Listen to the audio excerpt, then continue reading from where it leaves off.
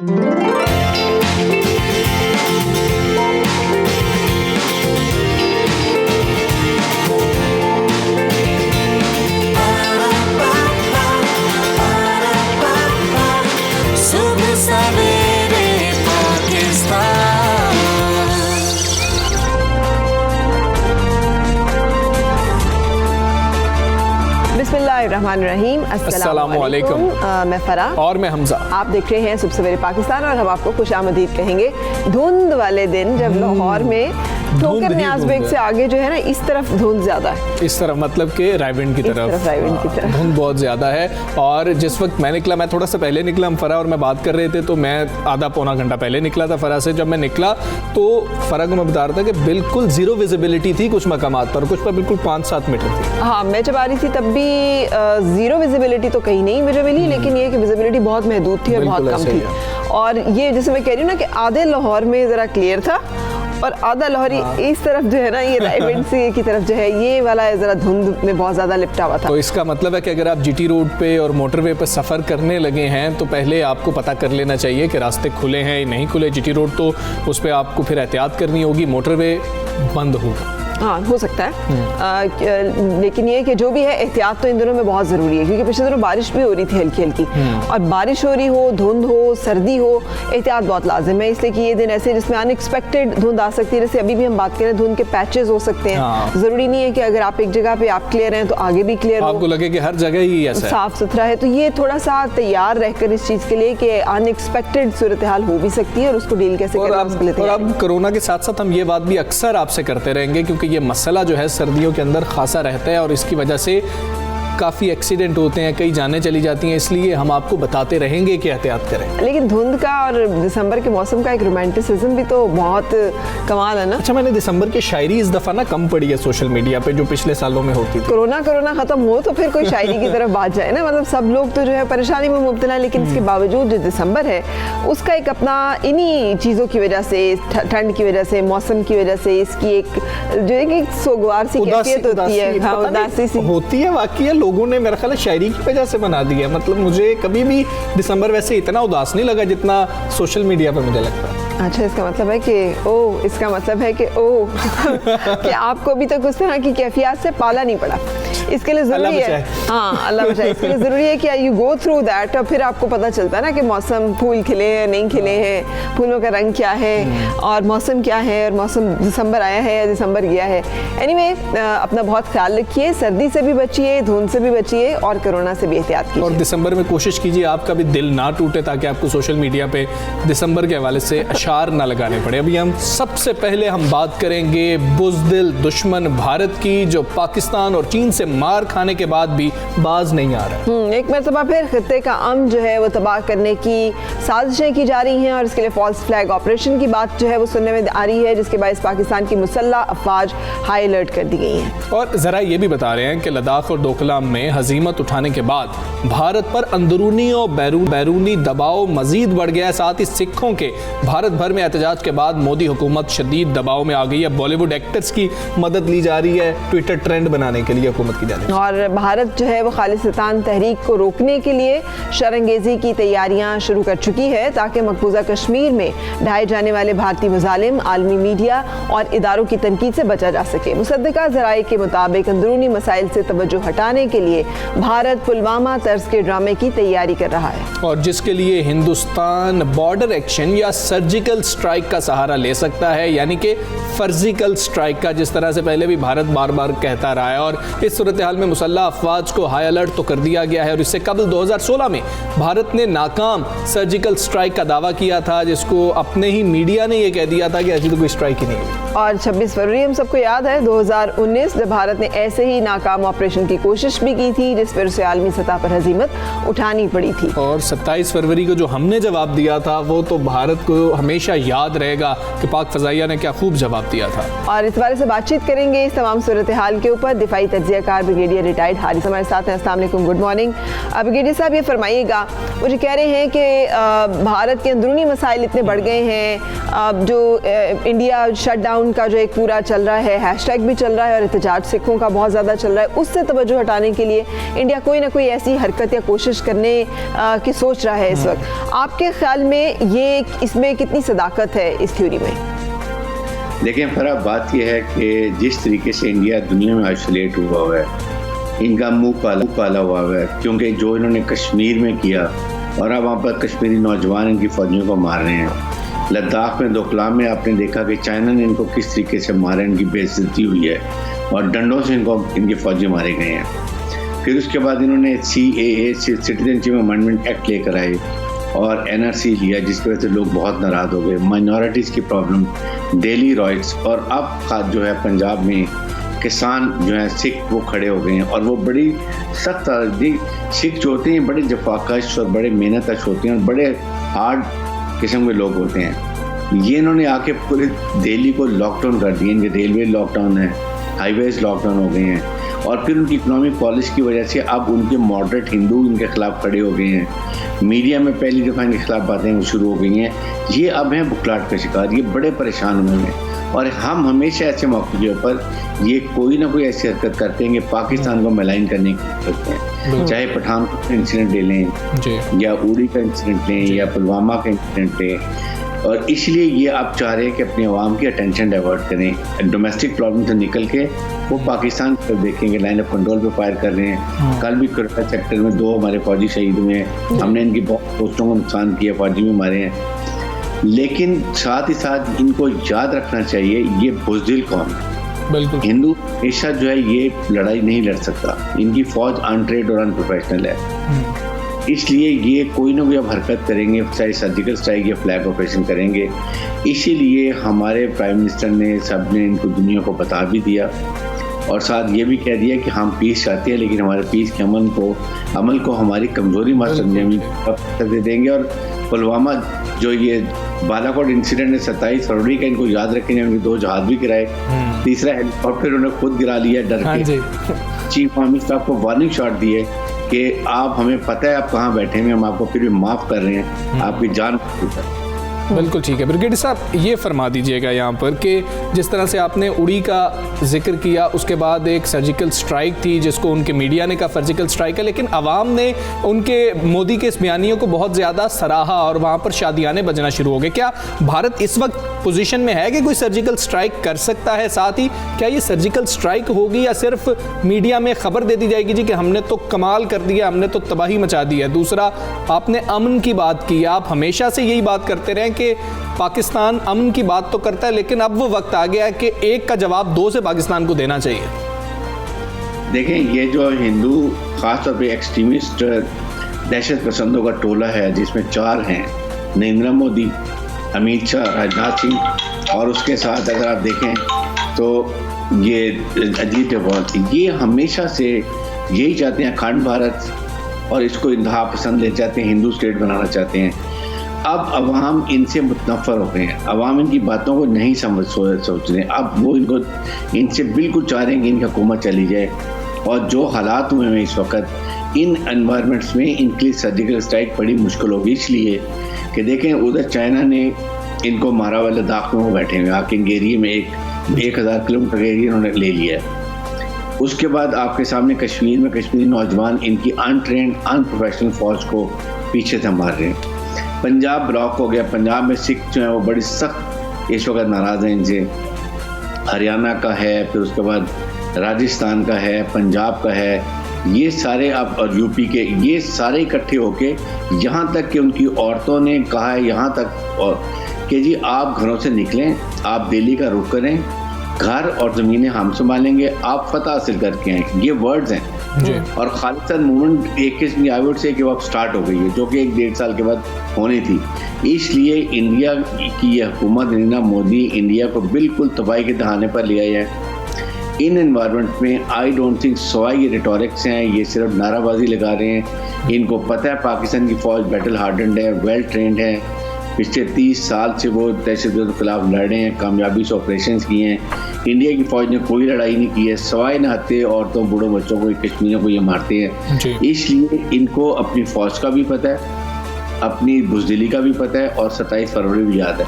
अच्छा, मेरा नहीं क्या जी ठीक है ब्रिगेडियर साहब, आपके इल्म में होगा कि अमेरिका की जो ब्लैक लिस्ट है मजहबी आज़ादी की, उसमें उन्होंने इंडिया को शामिल नहीं किया, हालांकि उसमें उन्होंने पाकिस्तान को, नाइजीरिया को, सऊदी अरब को, चीन को रखा हुआ है।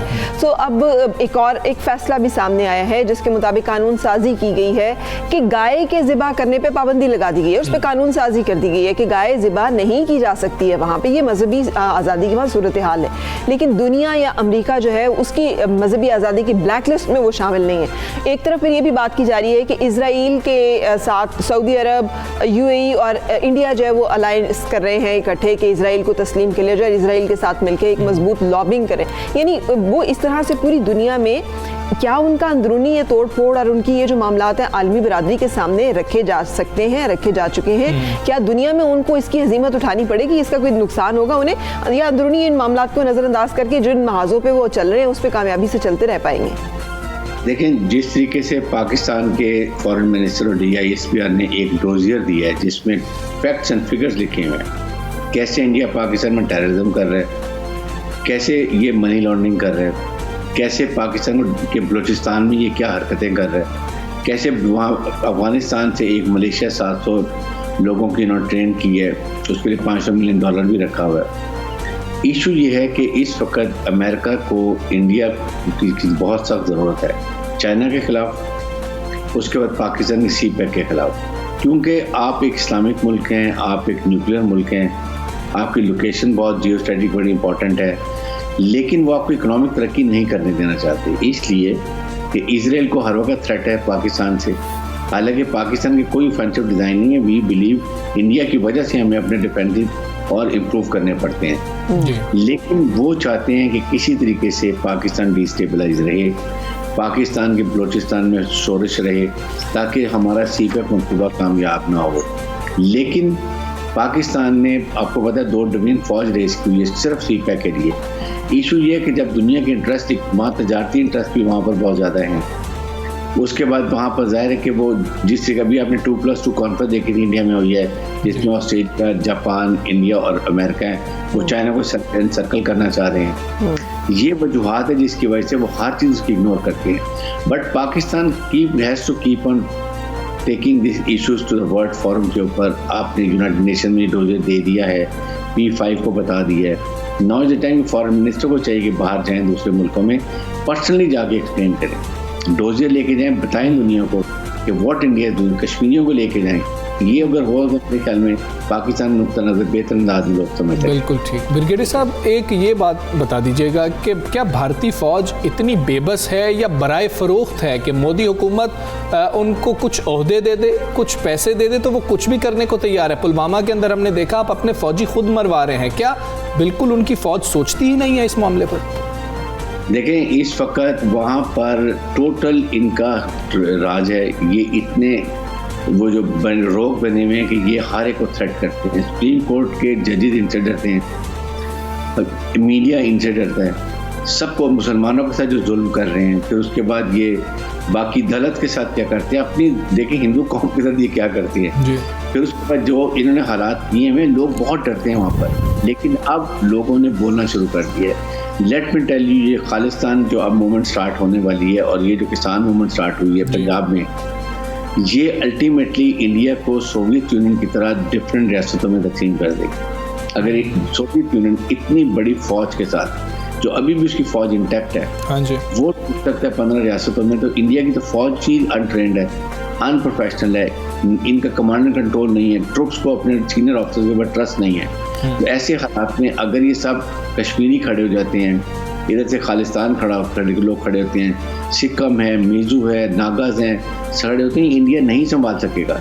ये नरेंद्र मोदी मेरे ख्याल में ब्लेसिंग डिस्गाइज है पाकिस्तान के लिए कि इंडिया को खुद ब खुद तोड़ के रखते हैं। जी ठीक है ब्रिगेडियर साहब, लेकिन इस वक्त पाकिस्तान में भी तो पॉलिटिकल अनरेस्ट है, पीडीएम जो है वो जा बजा एहतजाज भी कर रही है, बहुत बड़े बड़े जलसे भी किए जा रहे हैं। ये पॉलिटिकल अनरेस्ट पाकिस्तान के लिए भी तो एक मुश्किल सूरत हाल है। अगर वहाँ पे खालिस्तान या आप कह लें कि सिख जो हैं वो उस बिल को लेके जो कि उनके एग्रीकल्चर से रिलेटेड है एहतजाज कर रहे हैं, आप इस दोनों तो पाकिस्तान इस काबिल है या पाकिस्तान इस पोजीशन में है और इस पॉलिटिकल अनरेस्ट को आप कैसे देखते हैं इस सारी सूरत हाल के तनाज़ुर में कि सर्जिकल स्ट्राइक का ख़तरा है या खदशा है या बॉर्डर पे इस वक्त जो है टेंशन बढ़ रही है?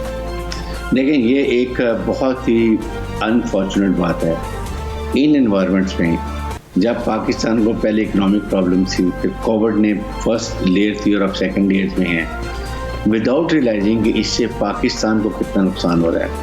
आपके ऊपर इंडिया ने 5th जनरेशन अटैक किया हुआ है, हाइब्रिड वॉर में हम फंसे हुए हैं। दे वांट कि पाकिस्तान की फ़ौज और आवाम को दूर करें, फ़ौज को कमज़ोर करें और फिर पाकिस्तान के खुदा न खासा छोटे हिस्से किए जाएँ। और ये opposition inadvertently I would say कि ये बिल्कुल उसी लाइन पे चल रहे हैं, सिर्फ अपने ज़ाती मफादात, बिजनेस मफादात, पार्टी मफादात के लिए, अपनी करप्शन को बचाने के लिए। अगर आप ऐसे काम करेंगे तो क्या हमने इस मुल्क में नहीं रहना? पाकिस्तान है तो हम हैं। आप पाकिस्तान के आइन की बात करते हैं, पाकिस्तान के कानून की बात करते हैं, ये सब चीज़ें तो उस वक्त है ना जब हम पाकिस्तान, खुदा अल्लाह करे कि हम खैरियत से रहें, हम इकनॉमिक तरक्की कर लें। ये सारी चीज़ें इस वक्त देखें, आपके ऊपर बहुत कुव्वतें जो हैं वो पाकिस्तान की हुकूमत को डिस्टेबलाइज करना चाहते हैं। For the first time honestly as citizen of Pakistan I feel कि पाकिस्तान के प्राइम मिनिस्टर की दुनिया इस वक्त इज्जत करती है, इसलिए करती ही उन्होंने रियलाइज़ किया कि रीजन लीडर। लेकिन आपको पता है कि इंडिया है, इजराइल है और 2-3 मुल्क, I don't want to name, even Islamic मुल्क हैं जो नहीं चाहते कि गवादर पोर्ट बने, सी पैक बने, क्योंकि वहाँ से तरक्की होगी। इशू इसकी वजह ही चाहते हैं। बिल्कुल ठीक है ब्रिगेडियर साहब, बहुत शुक्रिया आपका। सुबह सवेरे पाकिस्तान से आप बात कर रहे और जो दिफाई मामलात हैं उनके हवाले से बात करते। फराह, एक और इसमें एक चीज़ थी कि बरतानिया की पार्लियामेंट में बहुत एक लतीफ़ा हुआ, आप रोज़नामा 92 न्यूज़ में पढ़ सकते हैं इस खबर को कि तनमनजीत सिंह है वहाँ पर, और उन्होंने क्या किया कि उन्होंने बताया बोरिस जॉनसन को, जो कि वज़ीर आज़म हैं, उन्होंने कहा कि जी देखिए वो किसान एहतजाज कर रहे हैं और भारतीय हुकूमत उन पर जो है तशद्दुद कर रही है, तो उसको रोकें। और बोरिस जॉनसन ने जो जवाब दिया वो बहुत बेहतरीन था। उन्होंने कहा कि ये पाकिस्तान और भारत का अंदरूनी मामला है, मैं उम्मीद करता हूँ कि वो आपस में मसला हल कर लेंगे, इसलिए कि उनके नज़दीक ना हर मसला जो है वो पाकिस्तान भारत का आपस का मामला। सुबह सवेरे पाकिस्तान, सुबह सवेरे पाकिस्तान। अभी हम बात करेंगे एक ऐसे मसले की जो हम सबको दरपेश है, कैसी आलमी वबा कोरोना वायरस की दूसरी लहर में केसेस और अमवात की तादाद तेज़ी से बढ़ रही है और हुकूमत वबा का फैलाव रोकने के लिए इकदाम तो कर रही है, मगर हैरान कुन तौर पर पब्लिक ट्रांसपोर्ट को खुली छुट्टी दी हुई है, बिल्कुल खुली छुट्टी। अच्छा, जब ये इस तरह के डबल हम देखते हैं ना, या मैं देखती हूँ, तो मुझे तो नहीं लगता कि कोई सीरियसनेस है। हर एक अपना कारोबार चलाने के लिए इतना बेताब है, उसको लगता है कि अगर उसको ये कहा जाए कि ये कारोबार ज़रूर चलाएं लेकिन कुछ हिफाजती इकदाम कर लें, इंतजाम कर लें, तो उसे लगता है कि ये तो उसका रोज़ी रोटी बंद करने की कोशिश की जा रही है। पहले हमने ताजरों के मामले में ये देखा कि जब वहाँ पे बात की गई रेगुलेट करने की तो उन्होंने एहतजाज करना शुरू कर दिया। ट्रांसपोर्ट सेक्टर जो है इसको तो अभी तक बात ही ऐसा लगता है नहीं की गई, ऐसा लगता है वो किसी और दुनिया में रह रहे हैं। उस दुनिया में ना कोरोना है, ना किसी की सेहत को खतरा है, ना कोई SOPs को फॉलो करने की जरूरत है, ये तो किसी और दुनिया की बातें हैं जहाँ पर लोग मर रहे हैं। पहली लहर के दौरान देखा सबसे पहले पब्लिक ट्रांसपोर्ट को ही बंद किया गया था, लेकिन अभी तक इस पे फैसला नहीं आया। स्कूल तो कब के बंद हो चुके हैं। इस वक्त सूरत हाल यह है कि मुल्क भर में मुसाफिरों से खचाखच भरी गाड़ियां चल रही हैं, चिंचे रिक्शे चल रहे हैं और कोरोना SOPs की धज्जियां उड़ाई जा रही हैं, लेकिन कोई पूछ नहीं रहा। हाँ, तो ये एक अफसोसनाक सूरत हाल जो है, ये हमारे साथ इस हवाले से बातचीत करेंगे। अपने मुख्तलिफ शहरों में हमारे नुमाइंदे मौजूद हैं, हम आपको उनसे मिलवाएंगे और हर शहर में क्या सूरत हाल है। आसिफ मुल्तान में मौजूद है। मुल्तान में क्या सूरत हाल है पब्लिक ट्रांसपोर्ट की आसिफ? जी बिल्कुल, मुल्क भर की तरह मुल्तान में भी जो कोरोना की दूसरी लहर है वो शिद्दत अख्तियार करती जा रही है। लारी अड्डों की बात की जाए तो मुल्तान के इस वक्त मैं जनरल स्टैंड पर मौजूद हूँ और जहाँ पर भी जो मुसाफिर है वो कोरोना SOPs पर अमल दरामद करते हुए नज़र नहीं आ रहे। कोरोना SOPs की हवाले से बात की जाए तो ना ही यहाँ पर कोई मास्क लगा कर फिरता हुआ नज़र आ रहा है, ना ही मुसाफिरों की जानब से जो माजी फासला है उसका ख्याल रखा जा रहा है। जबकि दूसरी जानब जो वैगन के मालकान है, जो लारी अड्डों के मालकान है, इसके अलावा बसों के मालकान की जानब से भी कोरोना SOPs पर अमल दरामद नहीं करवाया जा रहा। जो मुसाफिर है वो बगैर मास्क के सफ़र करते हुए दिख रहे हैं। यहाँ पर समाजी फासला है उसको भी नहीं रखा जा रहा, जिसके बायस जो कोरोना वायरस है, जो कोरोना की जो लहर है वो बढ़ने का भी खदशा जाहिर किया जा रहा है। दूसरी जानब अगर निश्तर हॉस्पिटल में बात की जाए तो इस वक्त निश्तर हॉस्पिटल में 304 जो मरीज़ है वो जो कोरोना से जाँ बाक हो चुके हैं, जबकि इस वक्त तक 86 मरीज़ जो निश्तर हॉस्पिटल में ज़ेरे इलाज है।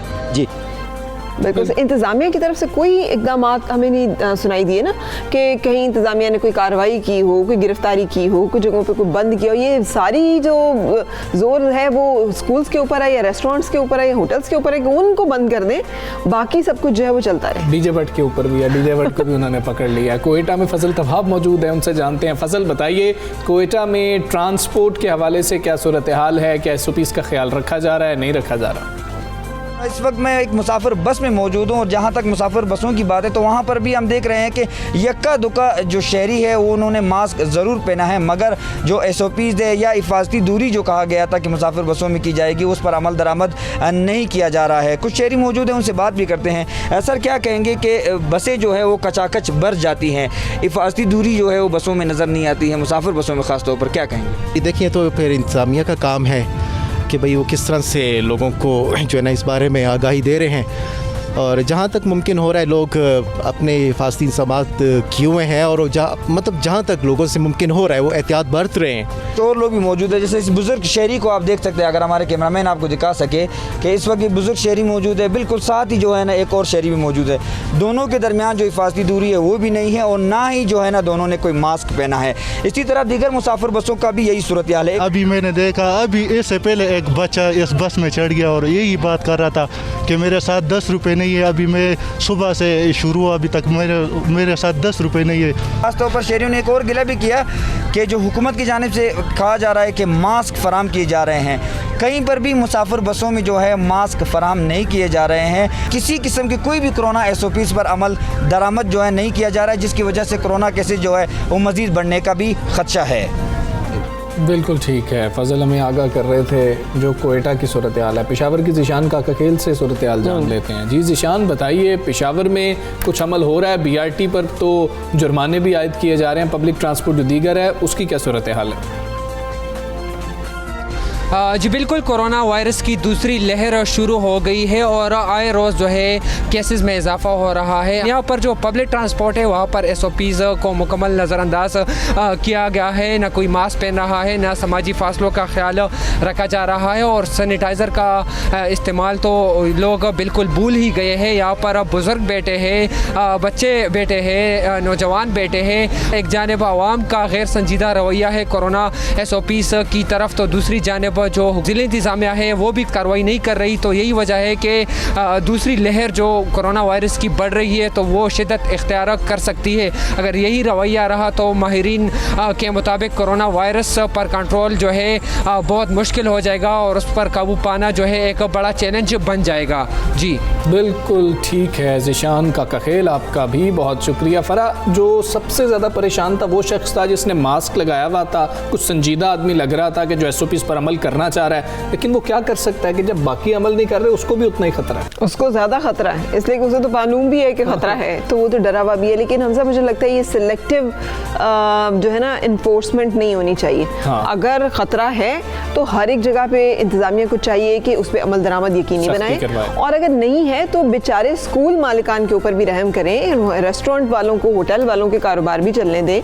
अगर ट्रांसपोर्टर्स जो हैं वो मनमानी कर सकते हैं तो फिर बाकी लोगों को क्या ज़्यादा कोई कोरोना उन्होंने थोड़ी फैलाना है। इसीलिए मतलब ये कि हर एक को इसके ऊपर एहतियात करना जिम्मेदारी है। इसीलिए बाकी लोग सवालात उठाते हैं, उनको सवालात उठाने का मौका तब नहीं मिलेगा अगर इंतज़ामिया जो है काम बेहतर तरीके से करेगी। एक दफ़ा जुर्माने करने शुरू कर दिए जाएँ, सब सीधे हो जाएंगे। हमें एक ब्रेक लेनी है, यहाँ पर stay with us.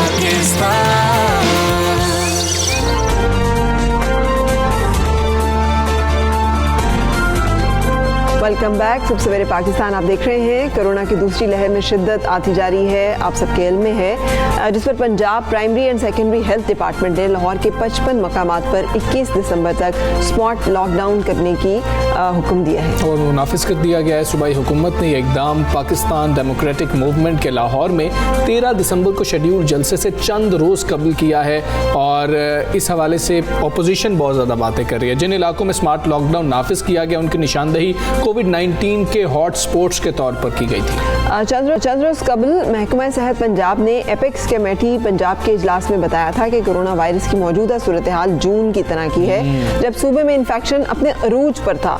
Dataganj Bakhsh town, Shalimar town, Samanabad, Aziz Bhatti town और अल्लामा इकबाल टाउन में दाखिली और खारजी रास्तों को महदूद कर दिया गया है। और इसी हवाले से बात कर लेते हैं। हमारे साथ secretary health Punjab captain retired Mohammad साहब मौजूद हैं। मोहम्मद उस्मान साहब, अस्सलाम वालेकुम, थैंक यू फॉर जॉइनिंग सुबह सवेरे पाकिस्तान। सर, ये बता दीजिएगा कि जो स्मार्ट लॉकडाउन है इसकी अब नौयत क्या है, जितने मकामात पे लगाया गया है? क्या लोग अंदर जा सकते हैं, बाहर आ सकते हैं? जो दुकानें हैं उस हवाले से भी बता दीजिएगा। जी वालेकुम अस्सलाम। जी, स्मार्ट लॉकडाउन की नौयत तो ये है कि जी असल तो स्पिरिट ये है कि वहाँ से किसी भी किस्म की मूवमेंट को रिस्ट्रिक्ट किया जाए ताकि जो डिज़ीज़ है उसके फैलाव को रोका जा सके। लेकिन हमने वहाँ से एसेंशियल सर्विसेज को ज़रूर अलाउ किया है, बिकॉज बहरहाल ज़िंदगी ने चलना है, इसलिए वहाँ से जो हमारा ऑर्डर है उसके अंदर जो एग्जेम्पशंस हैं वो उसमें मेंशन्ड हैं। हमने जो ग्रॉसरी स्टोर्स हैं यानी कि रोज़मर्रा की अशिया की चीज़ें हैं उनको वहाँ पर खोला है। बेकरीज़ को, दूध की दुकानों को, नान की दुकानों को, रोटी की दुकानों को वहाँ पर खोला गया है। इसके अलावा जितनी भी एक्टिविटीज़ हैं उनको वहाँ पर लिमिट किया गया है। मकसद ये है ताकि वहाँ पर जो हमारे पास इस वक्त रिपोर्टेड इन्फेक्शन है उस इन्फेक्शन को कंटेन किया जा सके और वहाँ से उसको बाहर ना निकलने दिया जाए। ठीक है, अभी आपके इल्म में होगा कि लाहौर हाई कोर्ट ने भी जलसे पे पाबंदी लगाने से कहा है कि हुकूमती इंतजामात में अब इक़दामात में मुदाखलत नहीं कर सकते और इंतज़ामिया को कहा है कि वो इंश्योर करें कि SOPs जो है उसे फॉलो किया जाएगा। तो इस हवाले से इंतज़ामिया क्या इक़दामात कर सकती है अगर इतनी बड़ी तादाद में लोग जमा होंगे, जहाँ पे कि आप हॉट स्पॉट्स की बात करें, स्मार्ट लॉकडाउन की बात करें, लाहौर में तेज़ी से फैलते हुए कोरोना की बात करें, तो फिर क्या इक़दामात लिए जा सकते हैं, लिए जा रहे हैं इंतज़ामिया की तरफ से? देखिए जी, हमारा तो बुनियादी तौर पर जो लोगों को जो हमने अलर्ट्स जारी किए हैं वो तो ये किए हैं कि लाहौर के अंदर हमारी जो इन्फेक्शन है वो बहुत ज़्यादा फैल चुकी हुई है और इस इन्फेक्शन को कंट्रोल करने के लिए सोशल डिस्टेंसिंग के प्रिंसिपल्स पे अमल करना लाजिम है और अगर हम इन प्रिंसिपल्स पे अमल नहीं करेंगे तो बीमारी लामहला ज़्यादा फैलेगी और इसको कंट्रोल नहीं किया जा सकेगा। इसी हवाले से जो स्मार्ट लॉकडाउन है इसको हम वक्तन फ़वक्तन जो है वो इशू करते रहते हैं। अभी रोज़ाना की बुनियाद के ऊपर सिचुएशन को एनालाइज़ किया जाता है, जहाँ जहाँ पे इन्फेक्शन मौजूद होती है उन एरियाज़ को आइडेंटिफाई किया जाता है, उनकी हीट मैप्स उनके जनरेट किए जाते हैं और उसके बाद ये फैसले किए जाते हैं कि हमने किस जगह पर डिज़ीज़ को कंट्रोल करना है। और SOP जो है वो आपको पता है पहले दिन से SOPs की यही है कि जहाँ भी हुजूम होगा वहाँ पर ये बीमारी फैलेगी और हुजूम को अवॉइड करने के लिए तमाम SOPs बनाई जाती हैं। सोशल डिस्टेंसिंग के प्रिंसिपल्स में लोगों का एक दूसरे से हाथ मिलाना, बगलगीर होना और मास्क पहनना, बार बार हाथों को छूना, ये बहुत ज़रूरी होता है। और इसी हवाले से हमारी जो पंजाब की SOP है वो ये है कि 5% से ज़्यादा जहाँ पर भी इन्फेक्शन होगा या पॉजिटिविटी होगी वहाँ पर जो इज्तिमा है उसकी इजाज़त नहीं दी जा सकती या किसी भी किस्म की गैदरिंग की इजाज़त नहीं दी जा सकती। बिल्कुल। लाहौर ने पिछले 1 माह से जी ये फरमा दीजिएगा कि क्या मुकम्मल लॉकडाउन हो सकता है? ट्रेंड को देखते हुए आप क्या समझ रहे हैं? क्या ऐसी नौबत आ जाएगी कि अगर जून वाले हालात लाहौर में पैदा हो चुके हैं तो मुकम्मल लॉकडाउन की तरफ जा सकते हैं? और जो ये डिपार्टमेंट है क्या ये तजवीज़ दे सकता है कि हम मुकम्मल लॉकडाउन की तरफ जाएंगे? और दीगर शहरों की भी बात कर ली जाए तो दीगर शहरों में कौन से ऐसे शहर हैं जो सबसे ज़्यादा रिस्क पर हैं? जी देखिए, बहुत सिंपल जवाब है आपकी बात का। अगर तो देखें ये जो हम प्रिवेंटिव मेजर्स साथ साथ ले रहे हैं, आपने देखा होगा पिछले 1 माह से मुख्तलिफ़ किस्म के प्रिवेंटिव मेजर्स लिए जा रहे हैं जिसमें हमारे मुख्तलिफ जो हैं वो प्रिकॉशनरी ऑर्डर्स भी जो हैं वो जारी हुए हैं। अगर तो इस पर लोग अमल दरामद नहीं करेंगे तो लामहला ये बात जो है फैलेगी और बीमारी फिर जब कंट्रोल से बाहर हो जाएगी तो फिर हमें मार्च अप्रैल वाले लॉकडाउन की तरफ जाना पड़ेगा। इसलिए ये बहुत ज़रूरी है कि ये जो छोटे छोटे ऑर्डर्स हैं इनके ऊपर लोग अमल दरामद करें। ये जो सोशल डिस्टेंसिंग के प्रिंसिपल्स हैं उनके ऊपर अमल दरामद करें। पंजाब के जो दीगर शहरों की आपने बात की तो हमारे पास इस वक्त लाहौर के साथ साथ रावलपिंडी में इन्फेक्शन जो है वो काफ़ी ज़्यादा फैला हुआ है और वहाँ पर भी हमने जो है वो कल का दिन काफ़ी ज़्यादा जो एरियाज़ को लॉकडाउन में लाया है। और इससे पहले मुल्तान में इन्फेक्शन जो है वो ज़्यादा थी। मुल्तान की इन्फेक्शन को हमने नज़र रखी हुई है।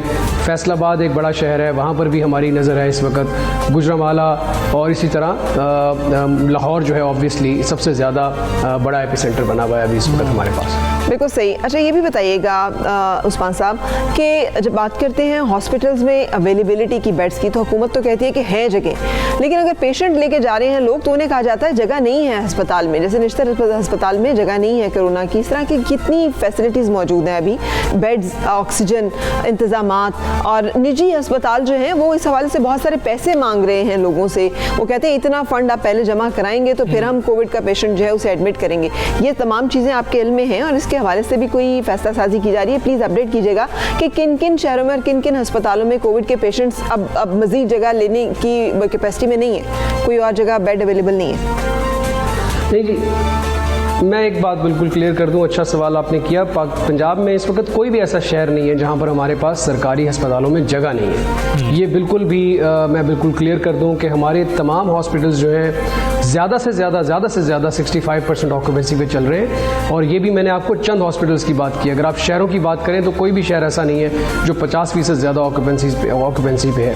ये बात दुरुस्त है कि आज से अगर आप 1 महीने पहले की बात करेंगे तो उस वक्त की ऑक्यूपेंसी शायद आज आपको 100% लगेगी, लेकिन हमने साथ साथ अपने हॉस्पिटल्स के अंदर अपने इंतजामात को गेयर अप किया है, यानी कि हमने इनको रैंप अप किया। हमारे जो प्लान्स हैं इन प्लान्स में हमने मज़ीद बेड्स का इजाफा किया है, मज़ीद वेंटिलेटर्स का इजाफा किया है और बहुत सारी जो हमारी फैसिलिटीज़ हैं उनको हमने अपग्रेड किया है। इसलिए इस वक्त कोई शहर ऐसा नहीं है जहाँ पर हमारे पास बेड्स की या वेंटिलेटर्स की या किसी भी किस्म की कोरोना के पेशेंट्स की ट्रीटमेंट के हवाले से कोई कमी हो। अगले दिन आपने देखा लाहौर के अंदर हमने एक्सपो सेंटर को दोबारा से फंक्शनल किया है, तो इसके बाद हमारे पास अब लाहौर के अंदर पोजीशन जो है वो काफ़ी ईजी हो गई है। ये ऐन मुमकिन है कि किसी एक अस्पताल में हो सकता है जगह ना हो, लेकिन ऐसा नहीं है कि किसी शहर में जगह नहीं होगी। उसकी वजह यह है कि हर हॉस्पिटल के अपना हमने एक प्लान बनाया हुआ है कि किस हॉस्पिटल में हमने कितने बेड्स अवेलेबल कराने हैं। ऑब्वियसली अगर उसके वो बेड्स कंप्लीट हो जाएंगे तो फिर हमने दूसरे हॉस्पिटल में लोगों को शिफ्ट करना है, लेकिन इसका ये हरगिज़ मकसद नहीं है कि हमारे पास शहरों में जगह अस्पतालों में मौजूद है। कैप्टन रिटायर्ड मोहम्मद उस्मान साहब सेक्रेटरी हेल्थ पंजाब हमारे साथ मौजूद थे, बहुत शुक्रिया आपका। और ये एक अच्छी बात है कि अभी इतना हमारे इंतजामात हैं, लेकिन अगर हम एहतियात करते रहेंगे तो हम बेहतरी की तरफ जाएंगे। नहीं करेंगे तो जिस तरह वो कह रहे थे कि मुकम्मल लॉकडाउन हो सकता है, फिर किसी का कारोबार नहीं चलेगा। हाँ, और दूसरी बात ये भी है कि तमाम इंतजामात हुकूमत कोशिश कर सकती है, इंसान कोशिश कर सकता है जान बचाने की, लेकिन अगर हमने खुद एहतियात नहीं की हो तो हम एक ऐसे ख़तरे में अपने आप को ज़रूर डाल देते हैं, क्योंकि वैक्सीन अवेलेबल नहीं है अभी तक, और जब तक वैक्सीन नहीं है, कोई मौसर दवा नहीं है जिसके साथ इस वायरस का इलाज किया जा सके, तो फिर हतमी तौर पे नहीं कहा जा सकता है कि इस वायरस का शिकार होने से और बेड मिल जाने से भी ज़िंदगी बच पाएगी। दुनिया के जिस कोने में भी आप मौजूद हैं एहतियात कीजिए। हमें यहाँ पर ब्रेक लेनी है, स्टे विद अस।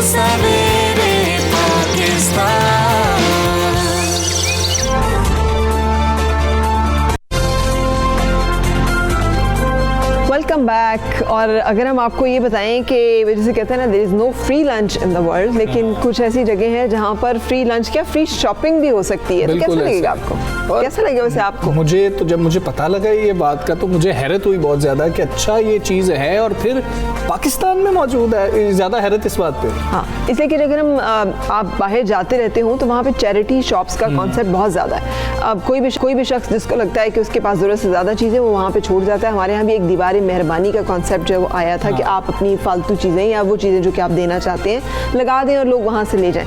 लेकिन ये जो निज़ाम है जिसमें ये आपके सामने आप स्क्रीन पे मनाजिर देख रहे हैं, ये क्या है? बजाय इस पे बहुत ज़्यादा बातें करने के बजाय हम आपको इसके बारे में दिखाएंगे और सुनवाएंगे। इरफान मूसाज़ई मौजूद है। पेशावर में एक दुकान है, ये अपनी नौयत की मुनफरिद। इरफान, क्या कैसी दुकान है ये, क्या मकसद है इस दुकान का, कैसे लोग आते हैं यहाँ पर? जी बिल्कुल, आज पेशावर में हम आपको एक ऐसी दुकान के बारे में बताएंगे जहां पर गरीब और ज़रूरतमंद लोग जो है वो अपनी ज़रूरत की अशिया जो है वो उसकी शॉपिंग जो है वो बग़ैर पैसों कर सकते हैं। तो ये ऐसी दुकान है चारसदा रोड पर जहां पर गरीब के जितने भी ज़रूरत की गर्म मलबूसात है या शूज़ है वो यहाँ पर बिल्कुल मुफ्त दी जाती है। ये दुकान कुछ अर्सा पहले इमरान असद जो है उन्होंने शुरू की है। इस बारे में इमरान से बात करते हैं। कुछ अर्से पहले हमने बहुत सारे ऐसे ज़रूरतमंद लोगों को देखा जो काफ़ी यहाँ पर महंगाई भी काफ़ी ज़्यादा है और गरीब तबका काफ़ी इससे मुतासर हो चुका है। इस वक्त सबसे ज़्यादा ज़रूरत बच्चों को और बड़ों को गर्म मलबूसात की है जो इस महंगाई के दौर में अपने लिए ख़रीद नहीं सकते। तो हमने अल्हम्दुलिल्लाह एक स्टार्ट किया, यहाँ पर एक शॉप खोली और यहाँ पर चंद जोड़े रखे जिसको देखते हुए मुहैयर हजरात और दीगर भाइयों ने भी लंडा बाज़ार से कुछ उसके घर में दीगर इस्तेमाल की चीज़ें थे वो यहाँ पर रख के कुछ लोगों ने एहतियात दिए। हमने सोशल मीडिया पर भी कैंपेन चलाई और आसपास के इलाकों से है जो दोस्त थे उसने हमने 100-200 रुपये से चंदा इकट्ठा करना शुरू किया। फिर सोशल मीडिया कैंपेन के ज़रिए भी कुछ भाई बहनों ने इसमें हमारा साथ दिया और ये सिलसिला इस तरह आगे बढ़ता गया।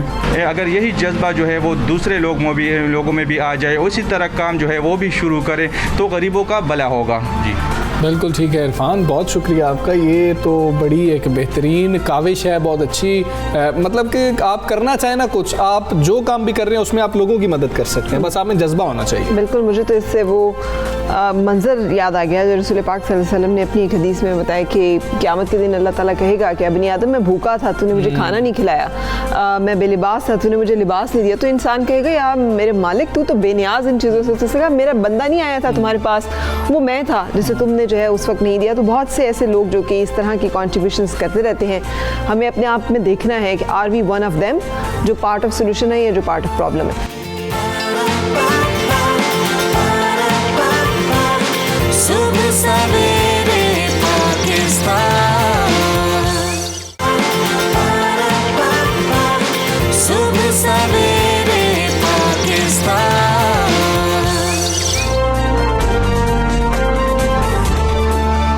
वेलकम बैक, आप देख रहे हैं सुबह सवेरे पाकिस्तान। हम बात कर रहे थे एफबीआर की कि ताजरों की सारी कोशिशें नाकाम हो गई। फेडरल बोर्ड ऑफ रेवेन्यू ने टैक्स गोशवारे जमा कराने की तारीख में तौसीह नहीं की।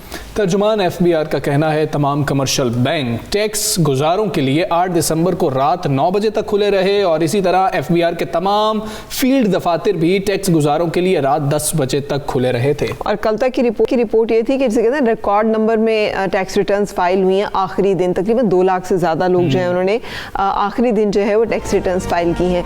लेकिन टैक्स गुजार 8 दिसंबर को रात 12 बजे तक ऑनलाइन, मैं भी उनमें से एक हूँ जो शामिल है कि आखिरी दिन मेरे भाई ने बताया भाई लास्ट डेट है, क्या कर रहे हो। अच्छा, और बहुत सारे लोग मैंने देखा हमजा वो ये डिस्कशन कर रहे थे एक्सटेंड हो जाएगी नहीं हो जाएगी, अगर एक्सटेंड हो जाएगी तो बस हो जाएगी फिर करा देंगे।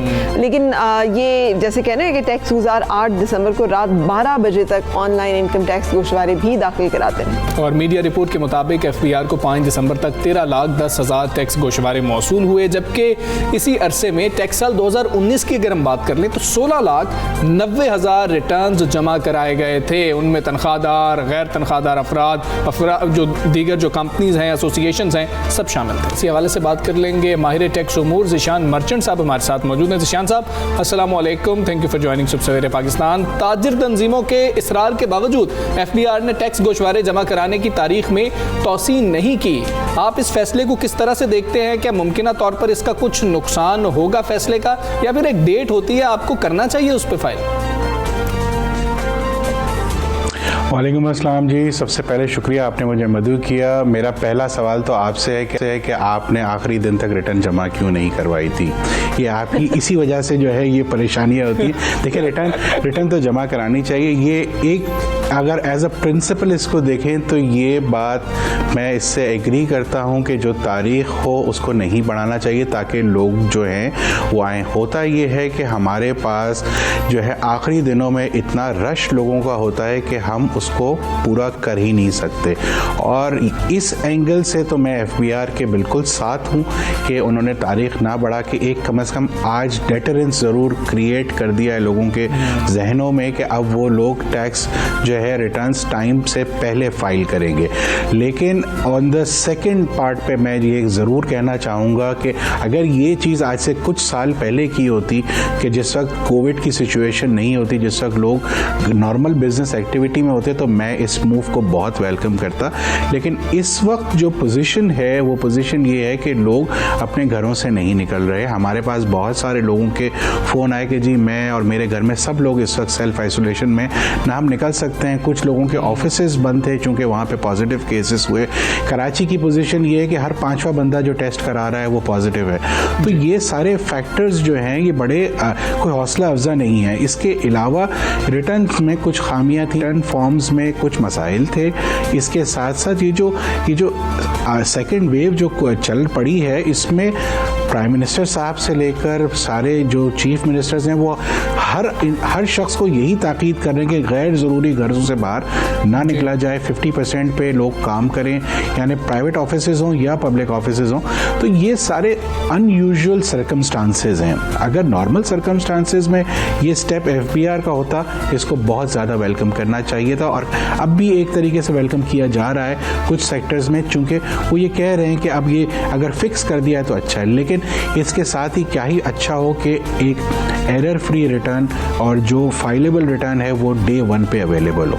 तो ये बहुत सारे फैक्टर्स हैं जिसकी बुनियाद पे बहुत सारे टैक्स बार्स ने और ताजर बरादरी ने भी इसको कहा था कि इसमें तारीख का कुछ इजाफा कर दिया जाए ताकि ज़्यादा से ज़्यादा लोग रिटर्न्स फाइल कर सकें। लेकिन अब क्या काफ़ी लोग जमा नहीं करवा सके और क्या वो ये प्ली लेंगे कि कोविड था और वो उन्हें नई रिलैक्सेशन दी गई तो इसलिए वो नहीं जमा करा सके हैं, तो उनको कुछ इसका बेनिफिट मिलना चाहिए। और अगर ये सूरत हाल इसी तरह से रहती है तो फेडरल बोर्ड ऑफ रेवेन्यू जिसने कि एम्बिशियस रेवेन्यू कलेक्शन उन्होंने करना है पहले हाफ में जुलाई से दिसंबर में 2210 बिलियन, आपके ख्याल में ये टारगेट और फिर जो हमारा एनुअल टारगेट है एंड ऑफ 2021 तक का कि 4.9 ट्रिलियन का, ये मुमकिन हो सकेगा कोविड के दिनों में इन तमाम सूरत हाल में कलेक्शन?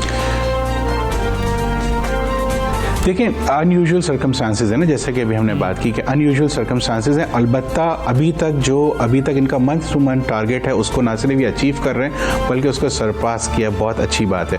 लेकिन अभी जैसे वकार साहब ने अपने इंटरव्यू में बताया कि यकीनन एहतमाल हो सकता है पेनल्टीज़ का, तो जनाब इस वक्त पेनल्टीज़ का नहीं है।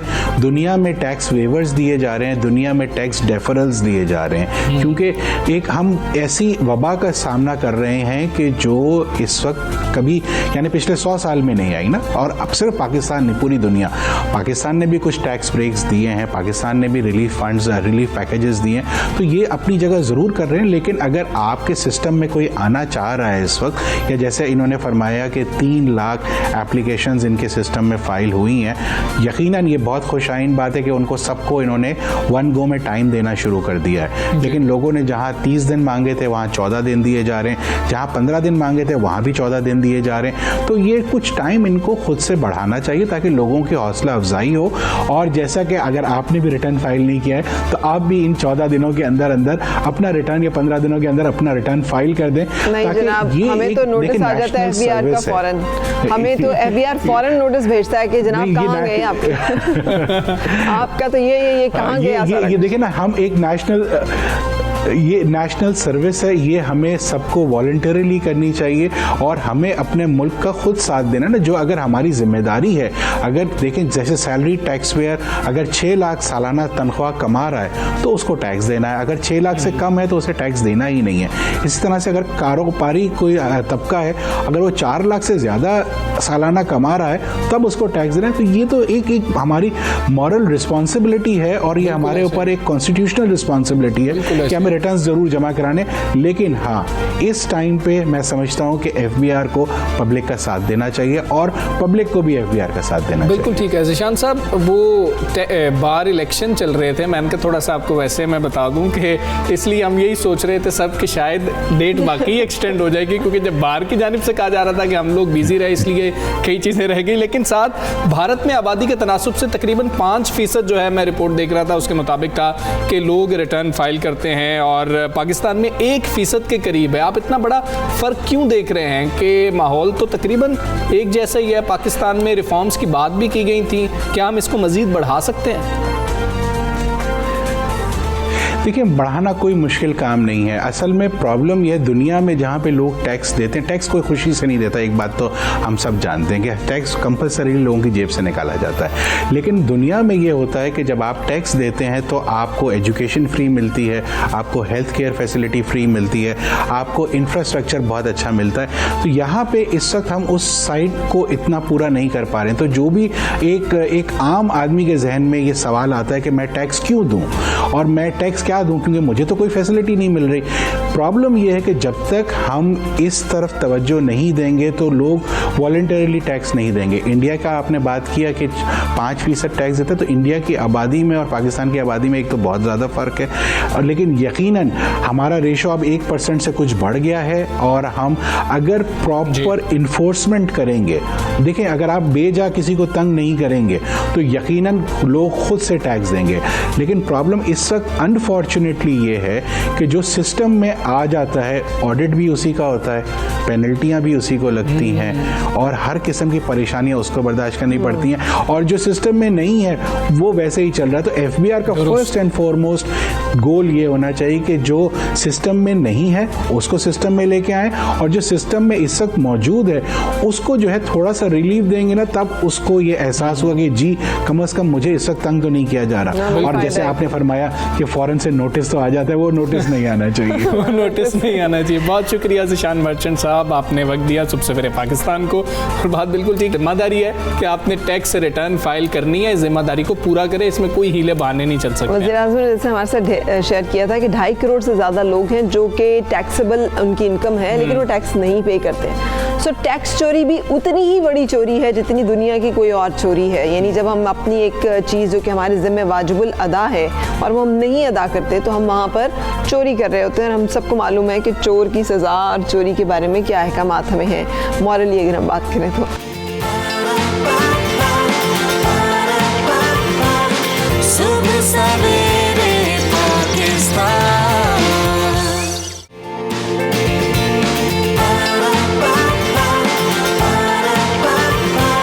सुबह सवेरे पाकिस्तान। सर्द मौसम में चलते हैं, सर्द नज़ारों की तरफ चलते हैं, बर्फ़ से ढके पहाड़, खूबसूरत नज़ारे और सर्द ठंडी हवाएं। आज़ाद कश्मीर, कश्मीर के बुलंदो बाला सयाहती मकाम पीर चनासी में सयाहों की मौज मस्तियाँ जो हैं वो जारी हैं। और बड़ी तादाद में सयाह जो हैं पीर चनासी का रुख कर रहे हैं। लेकिन आपने अगर जाने का प्लान करना है तो आपने ज़रूर ट्रैवल एडवाइजरी भी देखनी है। रास्ते खुले हैं वहाँ पे कोई ऐसी, क्योंकि बर्फ़बारी होती है, अचानक बर्फ़बारी होती है तो उसकी वजह से बाज़ औक़ात रास्ते बंद भी हो सकते हैं। सो आपको किसी किस्म के तरद्दुद का सामना ना करना पड़े और आप खूबसूरत नज़ारों से लुत्फ़अंदोज़ हो सकें। मुज़फ़्फ़राबाद से हमारे आइंदे हैं सरफराज मीरास जो कि इस वक्त वहाँ मौजूद, सरफराज मीर ये वहाँ मौजूद है, उनसे बात करते हैं। जी सरफराज, बताइए लोग कैसे एंजॉय कर रहे हैं?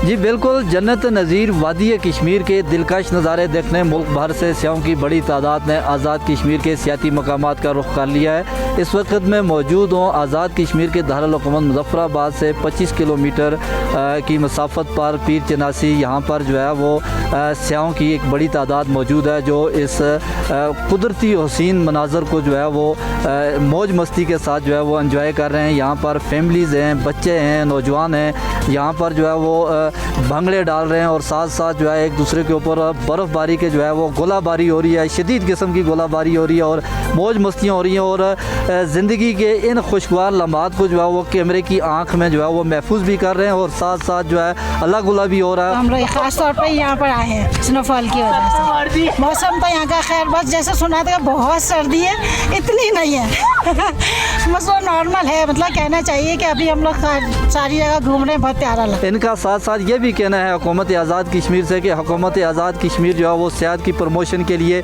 अमली इकदाम उठाए ताकि जो है यहाँ पर सियाहों को जो सहूलियात का फुकदान है वो भी दूर हो सके और इन कुदरती और हसीन मकामात को जो है वो लोग बड़ी तादाद में आकर जो है वो एंजॉय कर सकें। जी बिल्कुल ठीक है। सरफराज को भी पीछे से जो है ना वो बर्फबारी का मज़ा उन्होंने कि मारो इसको भी गेम में शामिल। हमजा, ये कुछ अल्लाह ताला के ऐसे एहसानात हैं कि मैं तो जब देखती हूँ बहुत शुक्र अदा करती हूँ।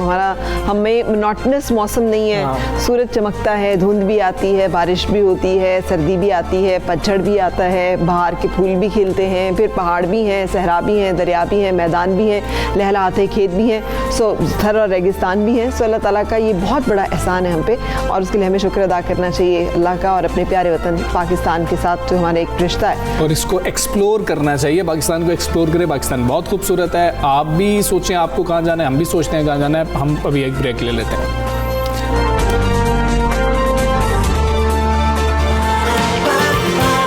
सुबह सवेरे पाकिस्तान, सुबह सवेरे पाकिस्तान।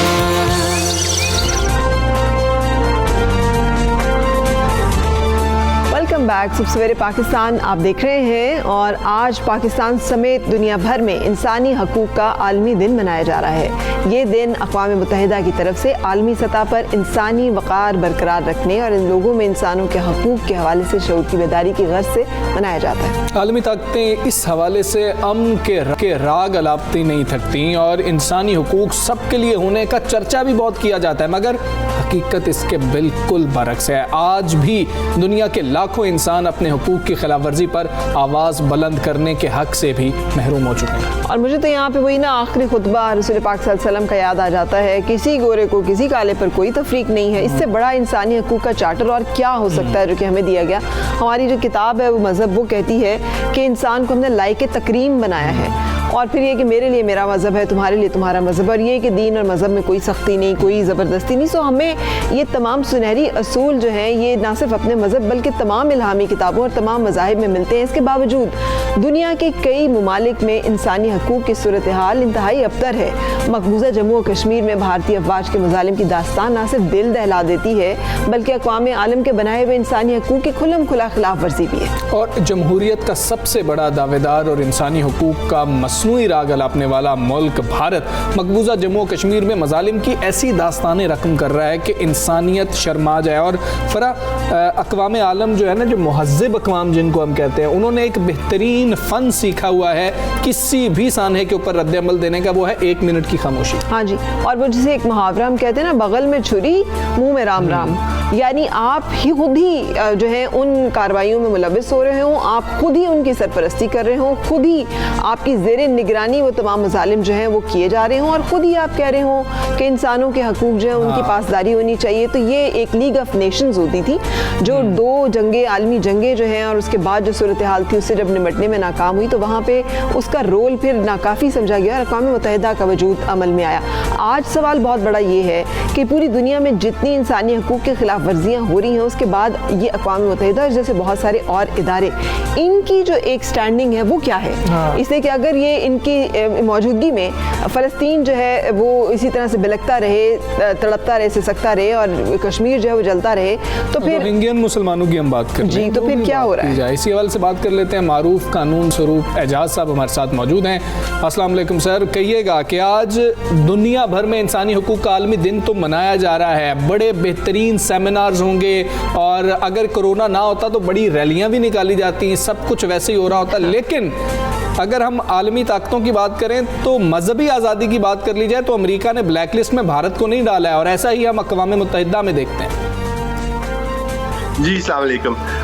मैं आपकी बात से इत्तेफाक करता हूँ कि जो इंसानी हकूक़ का जो आलमी दिन है उसका बस मंजर तो आपने अपने इब्तिदाई में बयान कर दिया कि दूसरी जंग अजीम के बाद था, एक आलमी मंशूर था इंसानी हकूक़ का, जिसमें बहुत सी अच्छी बातें थी, बहुत सी बातें जैसे आपने फरमाया अपने इब्तिदाई में जो मज़हब से भी आती हैं, जो हमारे मज़हब से इस्लाम से भी आती हैं, बाकी मज़ाहिब से भी आती हैं, और उस पर एक किस्म का जो था वो कंसेंसस था कि ये जो हैं शहरी और सियासी आज़ादियाँ, ये सकाफती मौशी स्वरूप साथ मौजूद रहिएगा। कता कलामी की माजरत। वज़ीर ख़ारिजा शाह महमूद कुरैशी इस वक्त हमारे साथ मौजूद हैं। शाह महमूद कुरैशी साहब अस्सलामु अलैकुम। सर, इंसानी हुकूक़ की पामाली की बात करें तो आलमी तंजीमों के किरदार के हवाले से आप क्या देखते हैं कि उनको मज़ीद क्या किरदार अदा करना चाहिए? देखिए, पहली बात तो ये है कि आलमी तंजीमों को जो आज पूरी दुनिया में 10 दिसंबर को बतौर इंसानी हकूक़ का दिन मना रही हैं, उन्हें देखना चाहिए कि सबसे ज़्यादा इंसानी हकूक की खिलाफ वर्जियाँ कहाँ हो रही हैं। मेरी नज़र में और बहुत से आदाद शुमार हमारे सामने हैं कि इस वक्त जो मरकज़ है इंसानी हकूक की खिलाफ वर्जियों का वो मकबूजा जम्मू व कश्मीर है। अब इंसानी हकूक की तंजीमों ने यकीनन आवाज़ उठाई है और भारत को बेनकाब किया है और उन्होंने कोशिश भी की है वहाँ तक रसाई हासिल करने की, लेकिन भारत उनको इजाज़त नहीं देता। अब इन तंजीमों को एक ग्लोबल नेटवर्क की शक्ल में भारत पर दबाव डालना चाहिए। क्या एक वो जो इंसानी हकूक की खिलाफ वर्जियां हैं उन्हें स्पिल फॉर बंद करे, उन्हें नोटिस लेना चाहिए।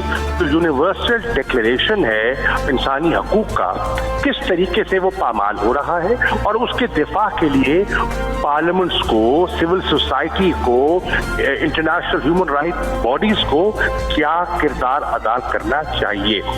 मैं नहीं समझता कि दुनिया खामोश रह सकती है, और अगर दुनिया मसलियत के तहत खामोश रहती है, मिसाल के तौर पर उनके वहाँ सियासी मसलियतें हैं, कमर्शियल इंटरेस्ट हैं, स्ट्रेटेजिक इंटरेस्ट हैं और वो सरफे नजर करते हैं, तो फिर ये दिन मनाने बेमानी हो जाएंगे।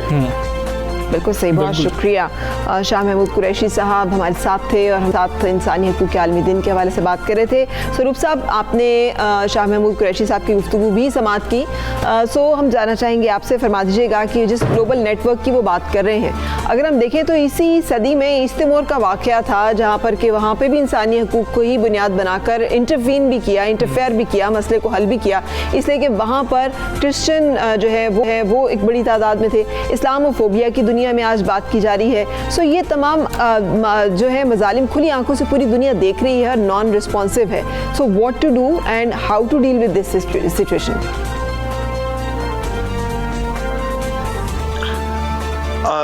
जी, मैं आप मेरा थोड़ी सी आवाज़ कट गई थी दरमियान में।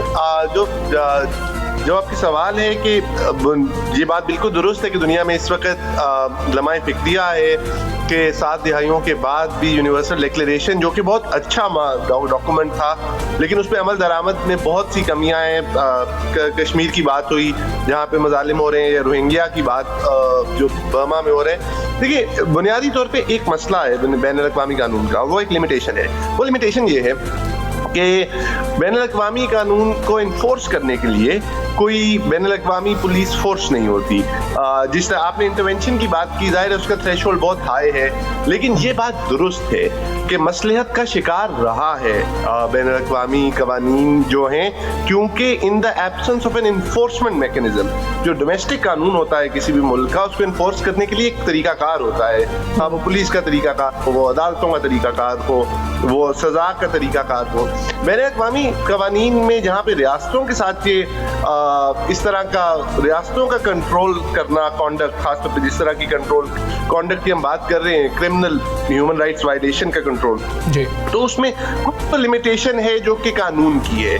कुछ लिमिटेशन जरूर ये बात है कि ये इस बात से हम डिनाई नहीं कर सकते कि सियासी मसलहतें जो हैं वो एक अमल, उनका एक रोल रहा है जो कम होना चाहिए। लेकिन अगर आप ये देखें, जिस तरह शाह महमूद कुरैशी साहब भी फरमा रहे थे कि जो, अगर आप भारत की एग्जांपल ले लें, जम्मू कश्मीर में जो मजालिम किए जा रहे हैं वो जिस तरह एक्सपोज हुए हैं इस राउंड में, ये बात ठीक है कि उनको फिजिकली रोकना जो है वो तो एक ज़्यादा कॉम्प्लिकेटेड बात होगी, मगर दुनिया में एक तब्दीली बहरहाल ज़रूर आई है। वो ये है कि जो इस तरह के लार्ज स्केल मजालिम हैं, जो रोहिंग्यास के साथ राखाइन स्टेट में बर्मा में किया जा रहा है, वो अब उन पे कम से कम एक लिड जरूर है, एक लिमिट जरूर है, क्योंकि जब आप दुनिया ये तो कह सकती है, बाबर करा सकती है, उनको नोटिस दे सकती है कि we are watching, and what that does not solve the problem, of course, but it does put a limit to the kind of atrocities that can be committed. अगर आप इंसानी हकूक़ के आलमी चार्टर की बात करें, जो 1945 में जब दूसरी जंग अजीम के बाद जो रियलाइजेशन थी वो ये थी कि 1,70,00,000 आदमी मर गया है, और उस तरह की ये नेवर अगेन जो आइडिया था कि this should never happen again, उस गोल से हम दूर हैं, उस गोल से हम यकीनन दूर हैं। लेकिन मैं ये समझता हूँ कि ये बुनियादी गारंटीज, और पाकिस्तान, अगर आप पाकिस्तान की बात करें, तो जब ये आलमी मंशूर बन रहा था तो पाकिस्तान उन चंद ममालिक में से था, 48 ममालिक, जिन्होंने इसकी तायीद की, जिन्होंने हम अर्ली अडेप्टर में से थे of the universal declaration of human rights. तो मेरा ये ख्याल है कि द फैक्ट कि ये आज़ाद सॉरी सर, एक चीज़ जो है वो इस वक्त इस इंसानी हकूक़ को ना एक दूसरे के ऊपर इल्ज़ाम तराशियों के लिए भी इस्तेमाल किया जाता है। चीन की इंसानी हकूक़ की खिलाफ वर्जियों को डिस्कस किया जाता है, मकबूजा कश्मीर में इंडिया की को नज़रअंदाज कर दिया जाता है, उनकी अपनी मजहबी जो अक़लियतों के साथ सलूक है उसको, उस पर आंखें बंद कर ली जाती है, उस ब्लैक लिस्ट में उनको नहीं डाला जाता। ये जो डबल स्टैंडर्ड है, और फिर रियासतें अपनी आवाम के साथ भी उनके इंसानी हकूक़ जो है उसको भी पामाल करती हैं, इसके बारे में बताइएगा। वो बुनियादी हकूक़ हैं कौन से जो हर शख्स को किसी भी रियासत में और किसी इंसान को इस दुनिया में हासिल है? पहले मैं आपके सवाल का दूसरा हिस्सा जो है वो हैं क्या, तो वो हकूक दो कैटेगरीज के हकूक थे।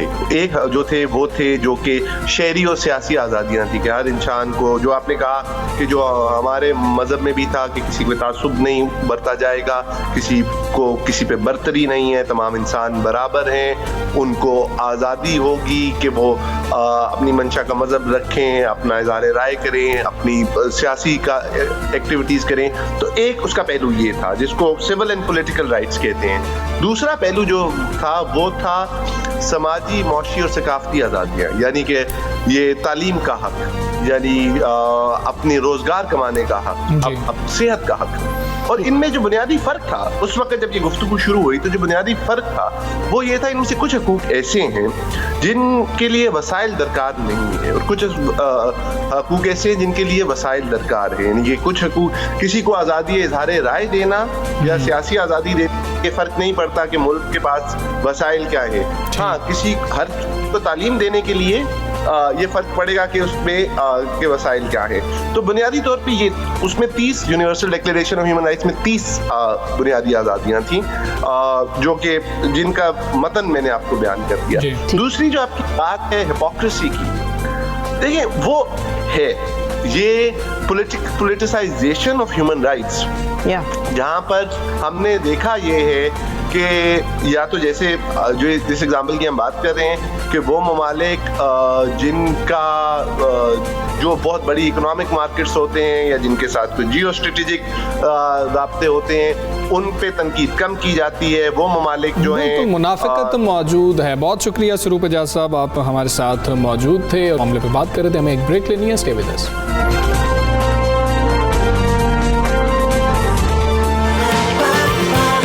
सुबह सवेरे पाकिस्तान, सुबह सवेरे पाकिस्तान।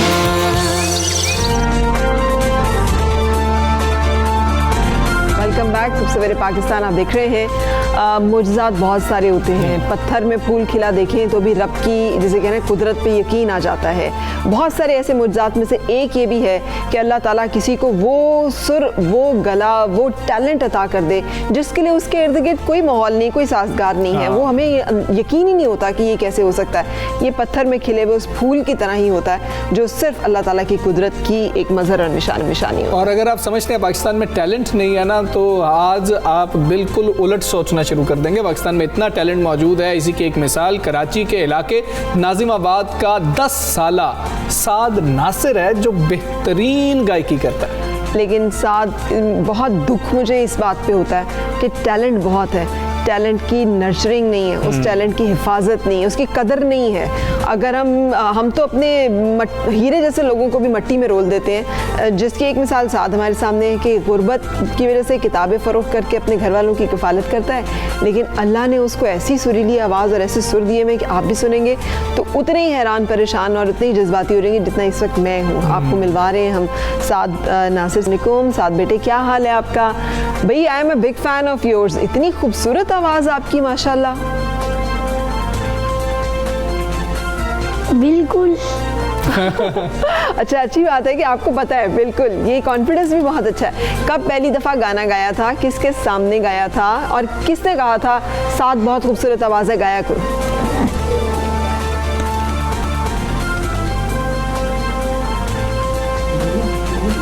मैंने एक अंकल मसलिक सेंटर पे मिले थे, उनको मैंने गाना सुनाया। अच्छा। फिर उनने मेरी आवाज़ सुनी, फिर मेरी वीडियो वायरल हो गई थी, फिर इसलिए मैंने उनको बताया था।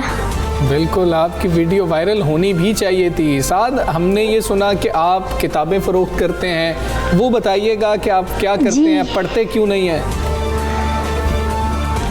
मुझे तालीम का शौक़ है, मैं किताबें बेचकर अपने घर का खर्चा उठा लेता हूँ, और मुझे सिंगिंग का भी बहुत शौक़ है। अच्छा, ठीक है।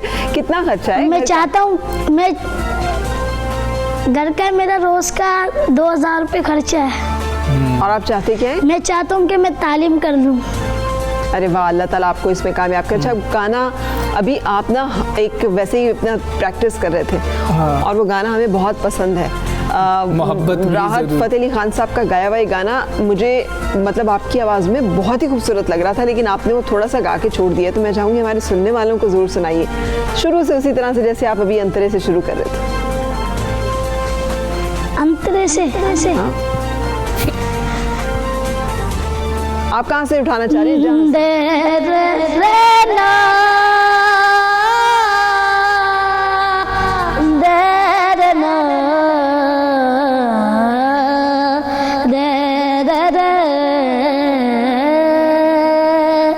मैं समझा था तुम हो तो क्या और मांगू, मेरी जिंदगी में मेरी आस तुम हो। ये दुनिया नहीं है मेरे पास तो क्या, मेरा ये बरम था मेरे पास तुम हो। मगर तुमसे सीखा मोहब्बत हो तो दगा कीजिएगा, मुकर जाइएगा।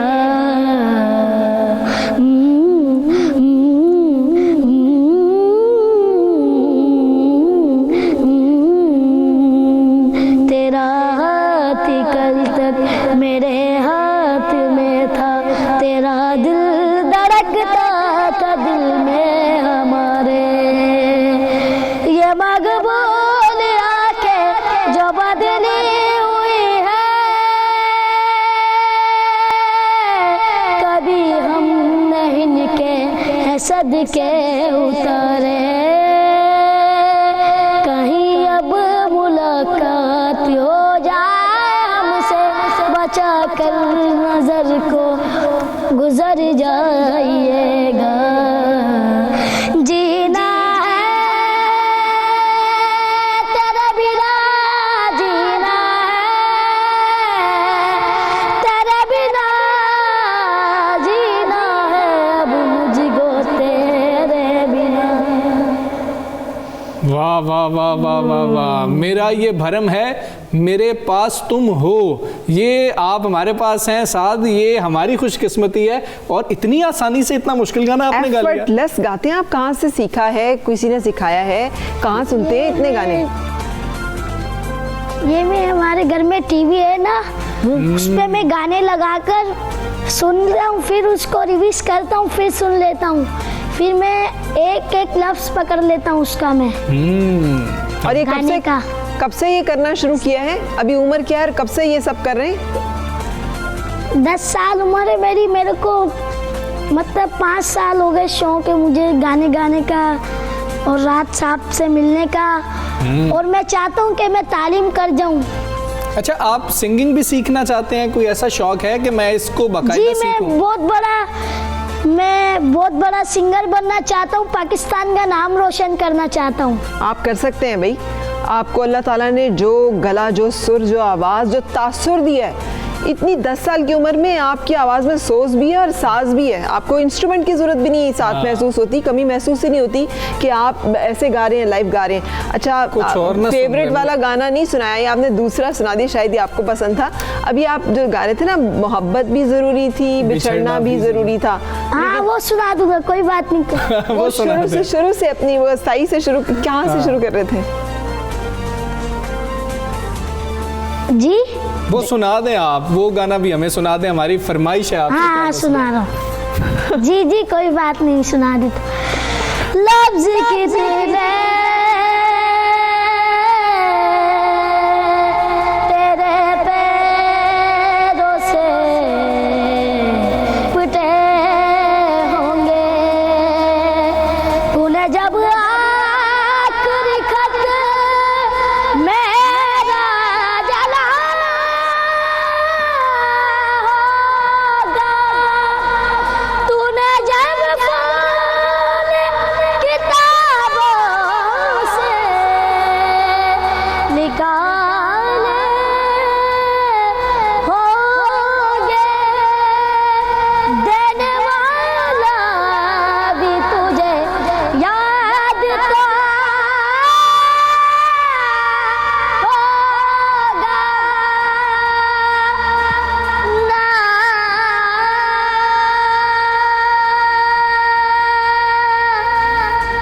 ना तेरी आँखों के दरिया का उतरना भी जरूरी था, मोहब्बत भी जरूरी थी, बिछड़ना भी जरूरी था, जरूरी था कि हम दोनों तवा पे आरज़ू करते, मगर उन्हीं आरज़ुओं का बिछड़ना भी जरूरी था।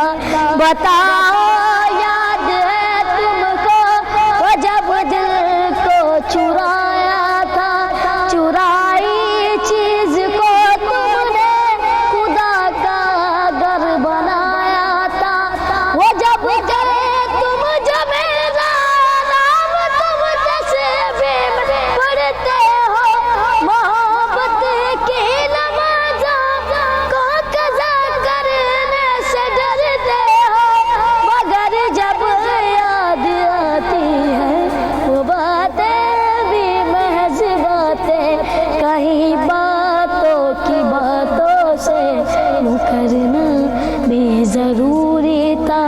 वही है सूरत अपनी, वही मैं हूँ वही तुम हो, मगर खोया हुआ हूँ मैं, मगर तुम भी कहीं गुम हो। बहुत अच्छे साद, आपने कमाल कर दिया है, कमाल खड़े कर होके दिया। ताली बजाने को दिल करता है आपके लिए, खड़े होकर बनती है, वाह जी। बहुत अच्छे आप स्टार हैं, आप स्टार हैं, अब बिल्कुल। दुनिया आपको देखे ये उसका वो ज़रूरी है। ब्लेस यू, अल्लाह ताला आपको कामयाब करे और आप पढ़ाई मुकम्मल कर सकें। आपको बिल्कुल, हम दोनों को इजाज़त दीजिए आज। अल्लाह हाफ़िज़, अपना बहुत ख्याल रखें।